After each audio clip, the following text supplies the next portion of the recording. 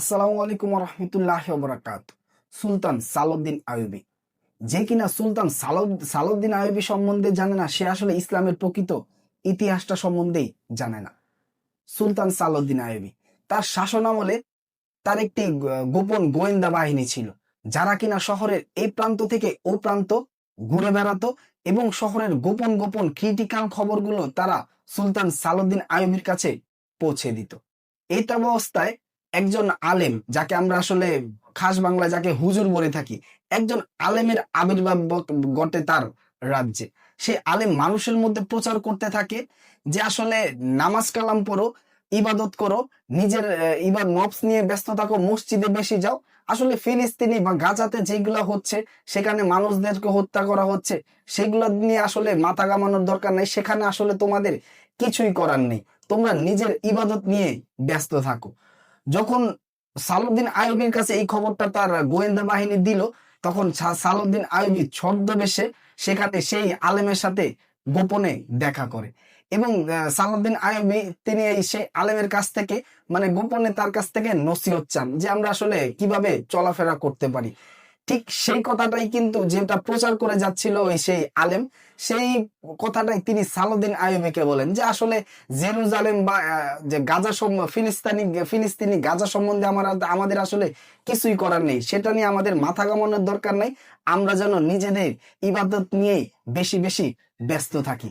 এই কথাটাই শুনে সালাউদ্দিন আইয়ুবী তার তরবারিটা বের করেন এবং তরবারিটা বের করে তার গর্দানে ধরে সেই তরবারি ঠেকিয়ে সেই আলেমকে বলেন, বল আসলে তুই কে, তোকে কে পাঠিয়েছে, তোর পরিচয় বল। তখনই সেই আলেম বলে থাকেন যে আমি আসলে একজন বন্ড আলেম, আমি একজন ইহুদি জাসুস বা ইহুদি গোয়েন্দা, আমি আসলে ইহুদিদের পক্ষ থেকেই এখানে এসেছি। তখন সালাউদ্দিন আইয়ুবী জিজ্ঞেস করলেন, কেন তুমি ইহুদির পক্ষ থেকে এখানে এসেছো? তখন তিনি বললেন যে আমি আসলে প্রচার করতে এসেছি যে মুসলমানরা যাতে নিজেদের ইবাদত নামাজ কালাম নিয়ে ব্যস্ত থাকে এবং জিহাদের কথা বলে যায়। ফিলিস্তিনি জেরুজালেম সম্বন্ধে তারা বলে যায়, সেখানে যেভাবে মুসলমানদেরকে অত্যাচার বা নির্যাতন করে হত্যা করা হচ্ছে, সেখানে আসলে মুসলমানদের কিছুই করার নেই, সেটা নিয়ে যাতে মাথা না ঘামায় এবং এই সুযোগেই যাতে ইহুদিরা যাতে মুসলমানদেরকে হত্যা করে সেটা দখল করে নিতে পারে এবং মুসলমানদেরকে সেই নজর দিয়ে সেখান থেকে অন্যদিকে যাতে নজর দেওয়া হতে পারে, এটার জন্য এখানে আমি নিযুক্ত হয়েছি।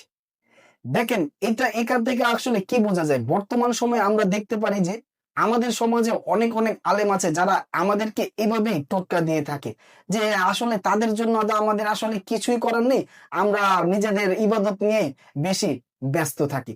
তবে এখানে আমি বলছি না যে তারাও ইহুদিদের কাছ থেকে নিয়োগপ্রাপ্ত হয়েছে, আবার হতেও পারে। কারণ এই পৃথিবী পুরো বিশ্বটাই কিন্তু এখন তারাই নিয়ন্ত্রণ করছে। কিভাবে কি হবে না হবে তারা আগে থেকেই বলে দিচ্ছে, তাদের তাদের পরিকল্পনা মাফিকে সেগুলো ঘটে যাচ্ছে। তার জনযন্ত্র প্রমাণ বলা যায়, এই তো মাত্র কয়েকদিন আগে বিশ্বকাপ ফুটবল হলো, সেখানে কিভাবে তারা তাদের কলকাঠি নেড়েছেন সেটা কিন্তু আমরা সবাই দেখেছি। শুধু কিন্তু ফাইনাল না, পুরো টুর্নামেন্ট জুড়েই তারা তাদের যে কলকাঠি ইশারা নেড়েছেন সেটা কিন্তু আমরা দেখেছি। আবার আলোচনায় ফিরে আসা যাক।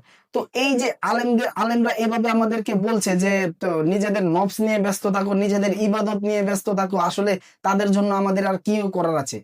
ব্যাপারটা হলো, আপনার জবাব শুধুমাত্র আপনাকেই দিতে হবে, আমার জবাব আমাকেই দিতে হবে।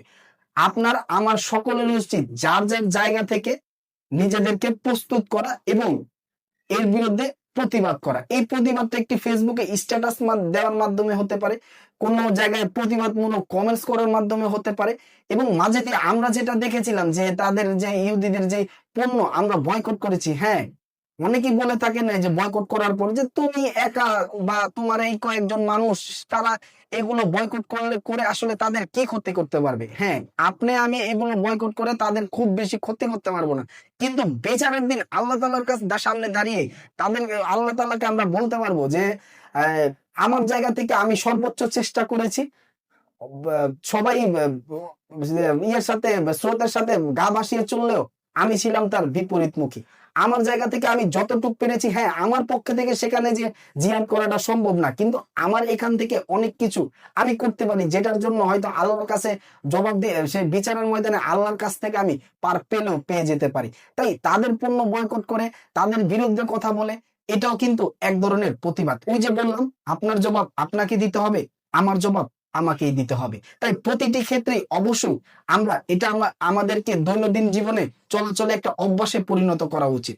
আমরা বিভিন্ন ভাবে দেখেছি আল্লাহ রাসূল সাল্লাল্লাহু আলাইহি ওয়াসাল্লাম যখন মক্কা থেকে মদিনায় হিজরত করলেন, তিনি গিয়ে দেখলেন যে সেখানে অনেক কিছু ইহুদিরা করছে, যেগুলো আসলে মানে অনেক কিছু করছে যেগুলো আসলে আল্লাহ রাসূল সাল্লাল্লাহু আলাইহি সাল্লামের সাথে দুই একটা জিনিস মিলে যায়। আল্লাহ রাসূল সেটার বিরোধিতা করতে শুরু করলেন। বিভিন্নভাবে আল্লাহ রাসূল সর্বদা ইহুদিদের বিভিন্ন কর্মকাণ্ডে ইহুদিদের বিরোধিতা করতেন। তাই আমাদের উচিত এই কাজটি আমাদেরকেও মানে অভ্যাসে পরিণত করা উচিত। আর সালাউদ্দিন আইয়ুবী তিনি ছিলেন একজন মহাপুরুষ, তিনি ছিলেন একজন বীর পুরুষ, এবং তার মধ্যে করেই এখন আমাদেরকে আসলে অনুকরণীয় করা উচিত। হয়তোবা আমরা সেভাবে লড়তে পারবো না, কিন্তু আমাদের কর্মকাণ্ডে, আমাদের কাজে কর্মে অবশ্যই সেটা আমাদেরকে প্রমাণ করতে হবে।